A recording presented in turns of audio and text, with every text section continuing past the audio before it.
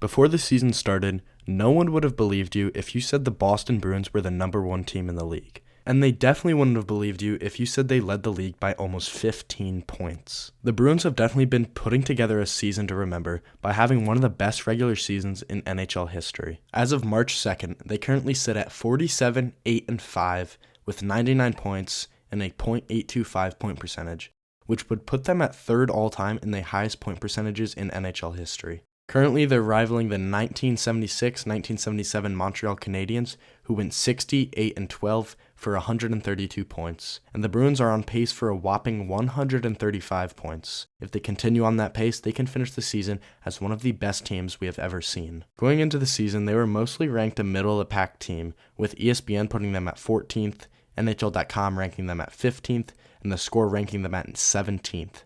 The main concerns behind this team before the season started was the injuries to their core pieces like McAvoy and Marchand, and the head coaching change from Bruce Cassidy to Jim Montgomery. But even without McAvoy and Marchand, the Bruins jumped out to a flying start, quickly becoming the league's best team, and I think that although their team is clicking in ways like never before, the meat of their success is coming from their elite goaltending duo of Linus Ullmark and Jeremy Swayman. Ullmark currently has a .938 save percentage and a 1.88 goals against average, with a 31-4-1 record. And he's even been chipping away at the offense a little bit. And it's not only been a one-man show, as Swayman has put up a .916 save percentage and a 15-4-4 record. And although this team may be performing like no other team we've ever seen on the ice, the bond they have off the ice is also very special. If you ever see videos on the team from the Bruins' social pages, you can see that the team just gets along with each other and they like spending time with each other. And to go back to Ullmark and Swayman, these guys are actually best friends, and they really just want to see each other succeed. I mean, their post-game celebration with the hug is probably one of the best things in hockey right now. Even though it seems like there's no stopping this team, the playoffs are a whole different beast. We've seen many teams as dominant as the Bruins who have just not performed in the playoffs. Most recently, we had the 2018-2019 Tampa Bay Lightning, who had an unbelievable record of 62, 16-4 for a total of 128 points, and players like Kucherov, who led the league in points, Hedman, who received many votes for the Norris, and Vezina Trophy winner Andrei Vasilevsky. It really seemed like they just had it all figured out until Artemi Panarin and the Columbus Blue Jackets swept them in surprising fashion. They'll also have to deal with the infamous President's Trophy curse.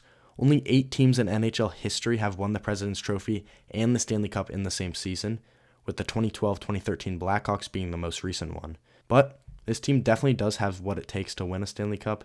It's just a matter of if they can piece it all together come playoff time. And with playoff veterans like Pastrnak, Bergeron, Marchand, who all have great playoff experience, I think they'll have no trouble getting to the top of their game. But with all that being said, make sure you leave a comment on your thoughts on the Bruins and just how far you think they can go in the playoffs. Personally, I think anything short of a Stanley Cup would be seen as disappointing for a team like this.